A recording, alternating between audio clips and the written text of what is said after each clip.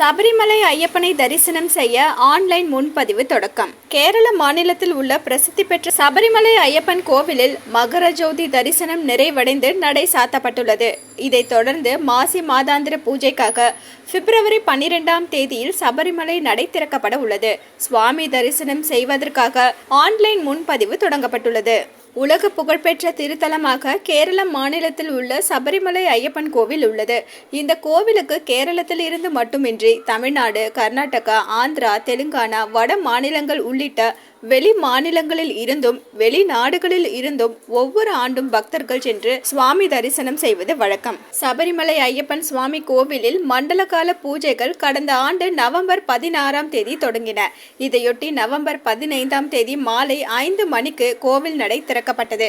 பொதுவாக மண்டலம் மற்றும் மகர விளக்கு பூஜை காலத்தின் போது சபரிமலையில் பக்தர்களின் கூட்டம் அதிக அளவில் இருப்பது வழக்கம். கடந்த ஆண்டு ஸ்பாட் புக்கிங் முறையில் பக்தர்கள் அனுமதிக்கப்பட்ட நிலையில இந்த முறை அதற்கு அனுமதி மறுக்கப்பட்டது. முன்கூட்டியே ஆன்லைனில் முன்பதிவு செய்யும் பக்தர்கள் மட்டுமே அனுமதி அளிக்கப்பட்டது. தினந்தோறும் 80,000 பக்தர்கள் மட்டுமே அனுமதிக்கப்பட்டதால் கூட்ட நெரிசல் தவிர்க்கப்பட்டது. சபரிமலையில் கடந்த நவம்பர் 16ஆம் தேதி மண்டல விளக்கு மற்றும் மகர விளக்கு பூஜைகள் தொடங்கியது.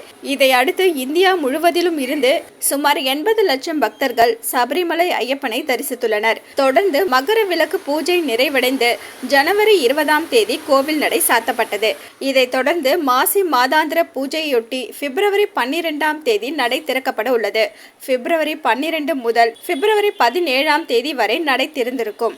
பக்தர்கள் சுவாமி தரிசனம் செய்யும் வகையில் இந்த நாட்களுக்கான ஆன்லைன் முன்பதிவு தொடங்கப்பட்டுள்ளது. ஐயப்பனை தரிசனம் செய்ய விரும்பும் பக்தர்கள் சபரிமலா online.org என்ற இணையதள முகவரியில் முன்பதிவு செய்து கொள்ளலாம் என்று தெரிவிக்கப்பட்டுள்ளது. அலோ சிட்டி டிவியை லைக் பண்ணுங்க, ஷேர் பண்ணுங்க, மறக்காம சப்ஸ்கிரைப் பண்ணுங்க.